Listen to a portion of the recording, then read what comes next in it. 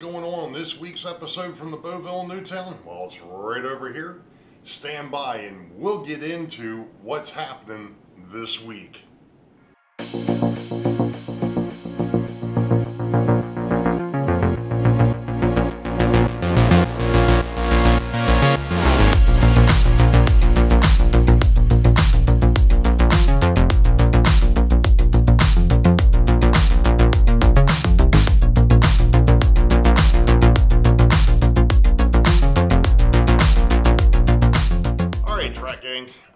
I just spent the last 2 hours cutting the backdrop up, the pieces that I needed to finish this out correctly, including cutting down the furring strips to the length that I need for the upper and lower bracing, and then cutting 26 pieces to 21 inches for uprights. So what I'm going to do now is I'm going to take some measurements, because I know I've got, with the way that the uprights that are actually going to hold the backdrop sit, I know I can't just run a board all the way across. What I'm doing is I'm actually going to kind of piece it between the existing uprights. There's a couple reasons for that. I'll show you what that looks like when I'm done, but right now I'm going to take one of the pieces and I'm going to put the bracing behind it, and I'm going to show you what that looks like, and then I'm going to install it, and I'm going to show you, once I get everything installed, what this whole process looks like. I know Alan from the Mason-Dixon had a very good question, and I've got a very good answer for him now, because I didn't know how to answer it the other day when he asked. How does this plywood cut? It cuts very easily. The biggest issue that I had cutting it down is because it was still an 8-foot lengths. You know, I needed to cut it to make some of these pieces. I needed to cut them shorter. My table saw doesn't have a long enough arm to it to where I could hold the boards. So I ended up finagling some things. I used a trash can to go ahead and hold one end up while I pushed it through. But it does cut very easily. The furring strips were very easy to cut too. I mean, these things, I call them furring strips. These here are 1x2s, which means they're basically 3/4 by 1 3/4. So obviously, if you put one this way and one this way, the upright needs to be at 21 inches, because you end up with 3 inches of top and bottom bracing. So anyway, I'm going to get started on putting some of these together, and like I said, when I get done, I'll show you what the back of one of them looks like, and then I'm going to do the install, and I'm going to show you how I'm holding these things together. So stand by, here we go. Alright, track gang, I've got the 1/8-foot section sitting here on the table, and I'm going to flip it up so you can see what I did for bracing on the back side. You notice that there's gaps in this over here. I don't know, you sure if it's showing up on camera or not. Let's do it this way. Okay, so you got a gap over here, and if I slide it a little bit, you'll hopefully see, maybe, that there is another gap here, and that is for the existing uprights. Now, ooh, yeah, this thing gets a little heavy, but let me put it in place, and I'm going to go ahead and do a couple things with it once I get it up there. I've already tested it to make sure it fits. So I'm going to do that. I'm going to put it back up. I'm going to go ahead and put it to the bracing, and I'm going to show you what I did on the back side. Alright, track gang. What we've got here is I bought these little angle brackets. These guys. And I'm using those to hold the backdrop to the uprights. Don't pay attention to this piece of wood here. It's not right, but it's not doing anything. It was just a support on the back. What I did too let's see if I can swing over here just a little bit. This here is where two pieces meet. So this is an 8-foot section, and then this here was a 3-foot section, or a 4-foot section. So that way it kind of closed up and, you know, made them meet a little bit easier. So those are flat brackets, like this one here. So right now I have got, and I think I'm going to go on the outside and show this. It'll be a little bit easier, so give me a minute. Okay, so I've got another brace that I put on the outside of the layout over here. I have the hole cut for the tunnel that'll be for going into the two hidden staging yards. Now, I did make a mistake, and not thinking about it, was where these two meet. It's not so much of a mistake, it was an overcut or an undercut. Actually, it was an overcut. I've actually got too much wood on this piece of backdrop. Two things I have to do. I'm going to go ahead and use those same angle brackets on the bottom to pull it a little bit tighter, but then I got to take off, and it looks to be about a half an inch. So I cut it a little too long, which isn't, it's easier to fix if it's too long. It's not as easy to fix if you make it too short. That's what she said.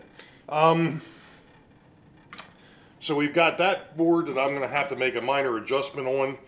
But then, as we come through Wakert Hill, or Wakert Industrial, I don't know why I do that, but through Wakert Industrial, we now have the backdrop out here, and we are down to RBC distribution. Now, this one is going to be a bit of a bear to do, because it's not only is it angled, but I've got to go ahead and I've got to cut it over top of two separate tracks. One for the RBC distribution and the other one for the interurban that goes behind the church up there. So you've got RBC distribution down here, and then the interurban up top. So I'm not sure if I'm going to attempt this one tonight or not, or if I'm just going to wait. It's been a long day. I've done an awful lot of cutting to start off with.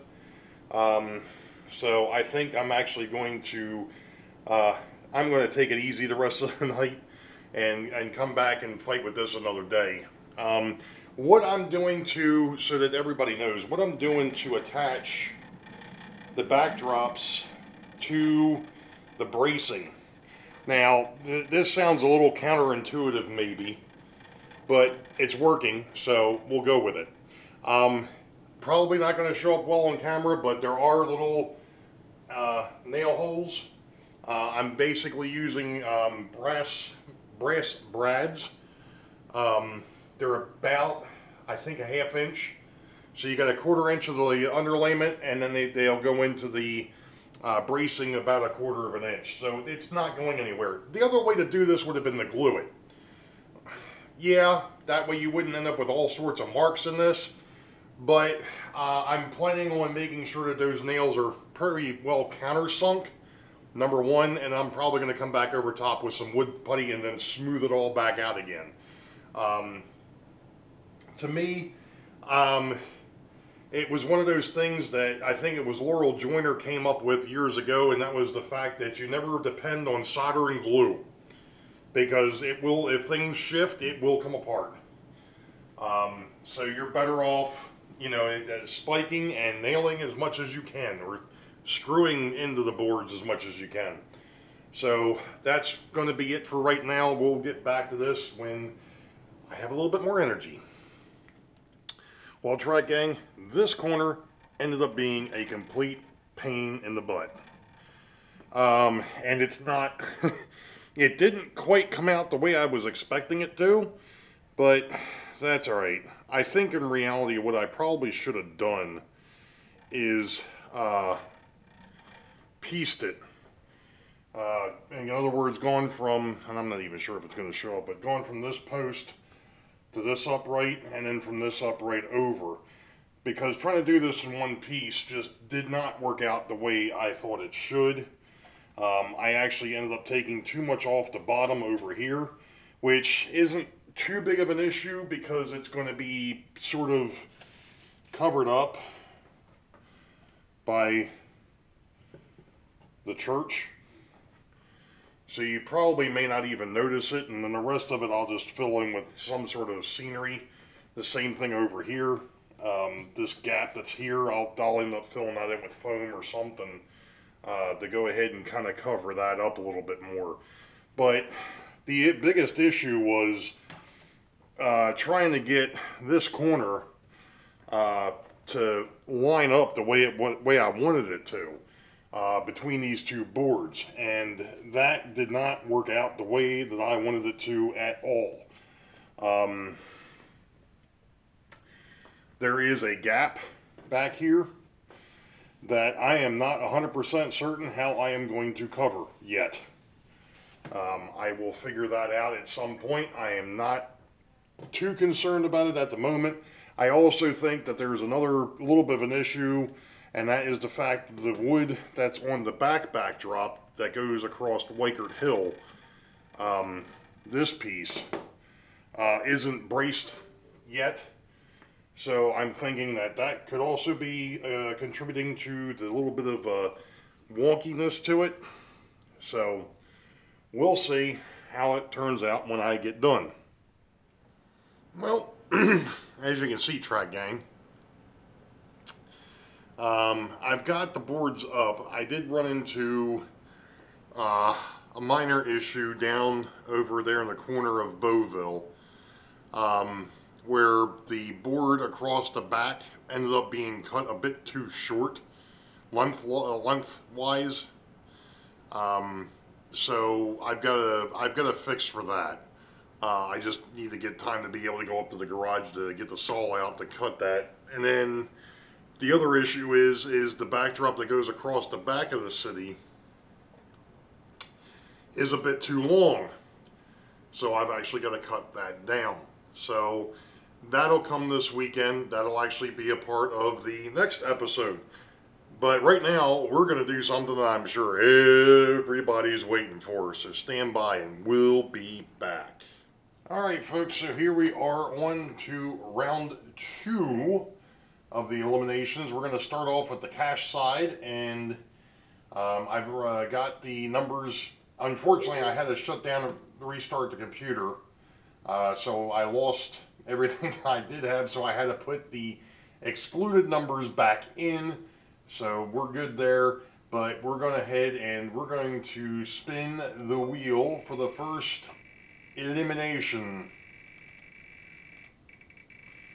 And the first number eliminated this week is number 22, it looks like. Yep. And number 22 is Steve 87 PSAP. So I am marking Steve as elimination number 1 for the second week. So we'll remove the number 22 from the list. Second spin.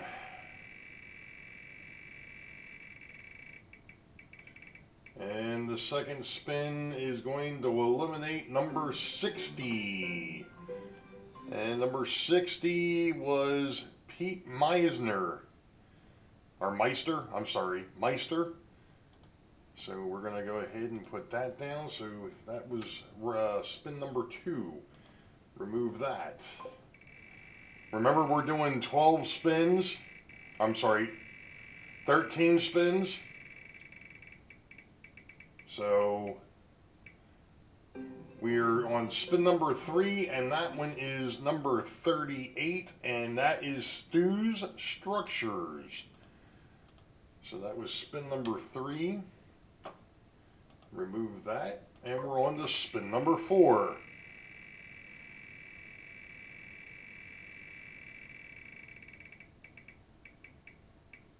Spin number 4 is number 56, and that would be Train Fan 120. Sorry, you have been eliminated. Moving on to the next one. Spin number 5. of 13. And we are removing number 29. And that would be Mr. Lynn McCurdy over at the HDMMRC. I need to mark that one. And that was spin number 5. Alright, we'll remove that number. Spin number 6.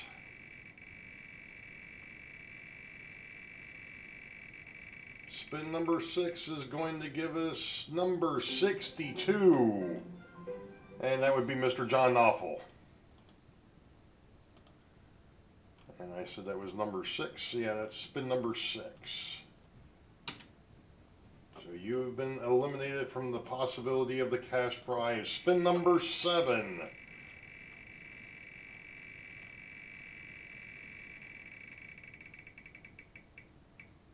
Spin number 7 is number 4. That would be Split Rock. Alright, so that one is removed.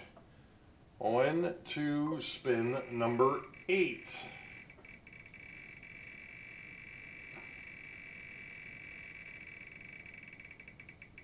And spin number 8 produces number 5. That would be Mr. Ken Amos Jr. over B&O 50, B&O number 51. So that is spin number 8. We've got 5 more spins to go for the cash elimination.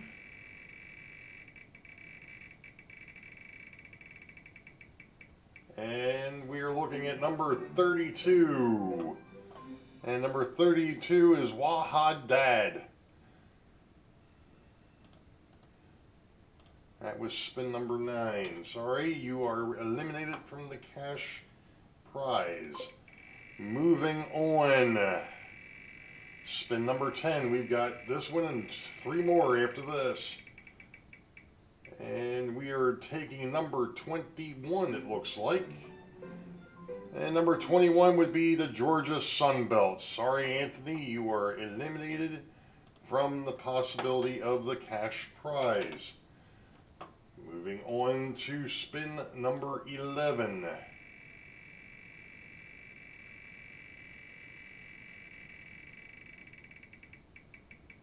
Spin number 11 gives us number 52. And that would be Mr. Chris Bell.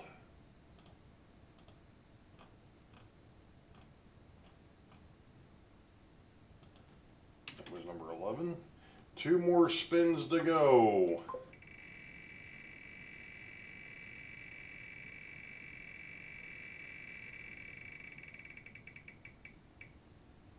Number 23. Number 23 is Mystic Railroad. We've got 1 more spin for this week's eliminations. And we are off and running. And this one is number 14. That would be High over at H&H Express. Sorry, but you've been eliminated from the possibility of getting the cash prize.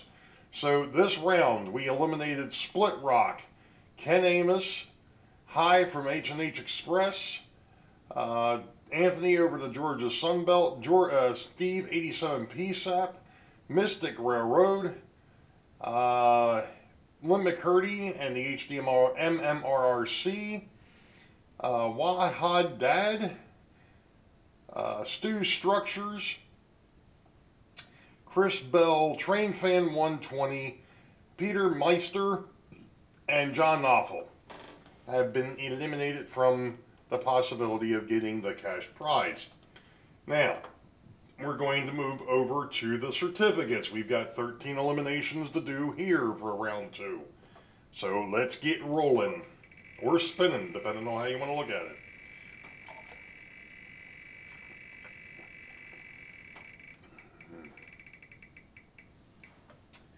And our first number is the number 22. Oh, Steve, 87 PSAP has been eliminated.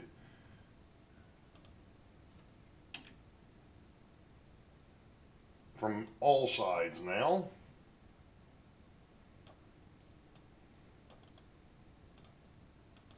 I'm just going ahead and putting the format on that one. Give me just a second. And there we go. Alright, so that was spin number 1. We're on to spin number 2. And spin number 2. Spin number 2 is number 35. Dan's Model Railroading Journey has been eliminated from the certificates. Drawing. So now we are on to spin number 3. We've got 10 more after this.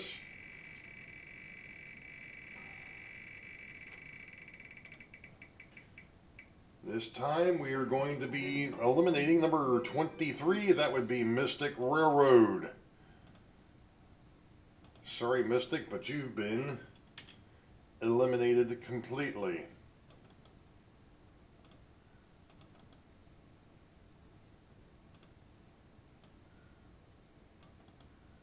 All right.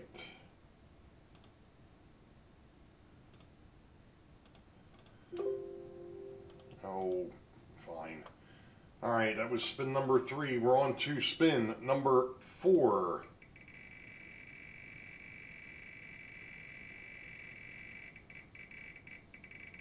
Spin number 4 produces number 33. Number 33 is Off the Rails. Well, you just got derailed. Off the rails. That was spin number 4. We've got 9 more spins. Well, after this one, 8. 8 more spins after this one. The number we are getting to eliminate this time around is number 31, and that is NS5107, aka Chazco. And unfortunately for Chazco, he has been eliminated. You've been terminated. Sorry. I'll probably catch something for that, but anyway. Alright, so Chazco is now eliminated. And that was spin number 5. So we are on to spin number 6. With 7 more to go. And spin number 6 gives us number 39. Mr. James Galton, and Mr. James Galton has been eliminated. So that's spin number 6.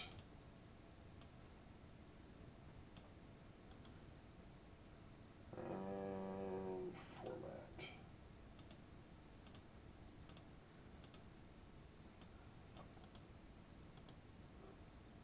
Alright, so on to spin number 7. Well, we're getting, things are starting to get a little thinner now. And this time we're going to eliminate number 8, and that would be Almar. Almar is still going to be in the running for the cash prize, but he is out of the certificate prize, and that was spin number 7. So now we are over to spin number 8.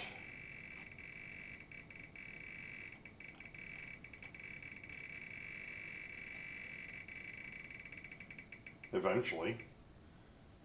And we are looking for number 46, and that would be Trackside Mike.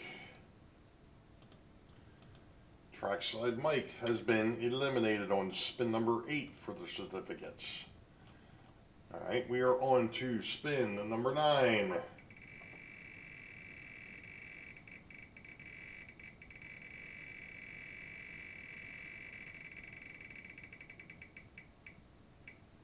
And this time we are eliminating number 14. And that would be high over at the H&H Express. So this was spin number 9. That's what it looks like.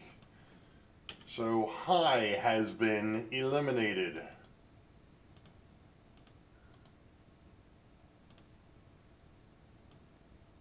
From the drawings completely. Alright, over to spin number 10, with 3 more to go after this.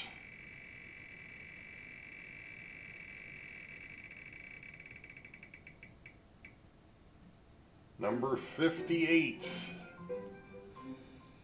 Number 58 is Mike Schuster.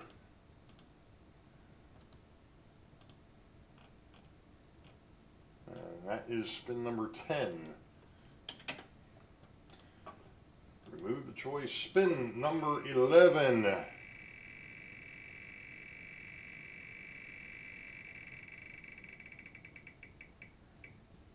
Spin number 11 produces number 17. Number 17 is Frank, Steeler Fan 820.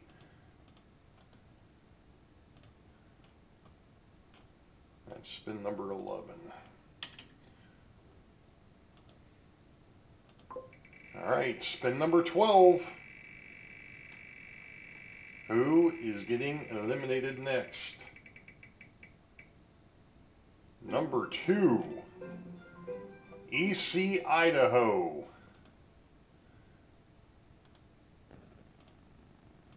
Is eliminated from the certificates.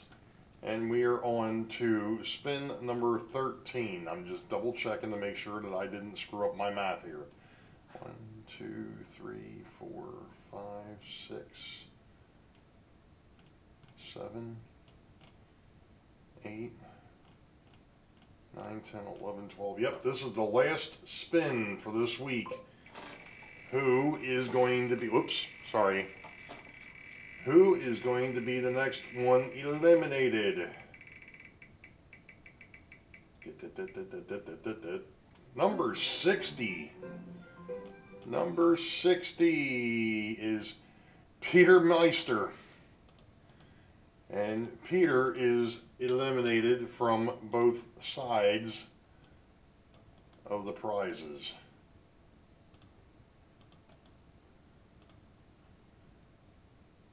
All right.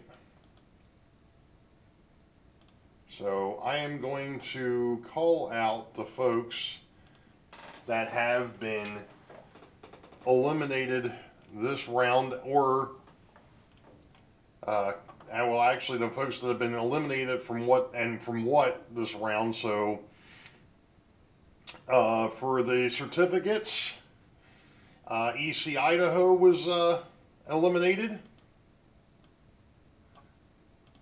I'm just updating my sheet here a little bit, so that way I'm keeping track of what's going on. All right, so EC Idaho was eliminated from the certificates this round. Split Rock and Ken Amos were eliminated from the cash prize. Al Marr, hold on, before I get too much further. Paste. Paste. Mr. Al Marr was eliminated from the certificate side. High over at H&H Express was eliminated from both. Frank, Steeler Fan 820, was eliminated from the certificates. Anthony over to Georgia Sunbelt was eliminated from the cash. Steve 87 PSAP and Mystic Railroad were both eliminated from both. Let's see, who's next? Lynn McCurdy was eliminated from the cash. NS 5107, aka Chazco, was eliminated from the certificates, and last week he was eliminated from the cash, so he is out completely. Off the Rails was eliminated from the certificates. Dan's Model Railroading Journey was eliminated from the certificates. Mr. James Galton was eliminated completely. This week he was out of the certificates. Last week he was out of the cash. Bernard C. was eliminated last week. Trackside Mike was eliminated from their certificates. Chris Bell was eliminated from the cash. Train Fan 120 eliminated from the cash. Mike Schuster was eliminated from their certificates. Peter Meister was eliminated from both the cash and the certificates, and John Knopfel was eliminated from the cash. So that's the update for this week. All right, Track Gang. Well, that's going to do it for the episode 41. I think that's where I'm at. I don't even remember now. I think that's where I said I was. Oh, daggone it. I've got the tripod too close to me. That's what the issue is. I hit it while I was calling out numbers, and now I just hit it again. Yeah. Episode 41. We're going to close this one out.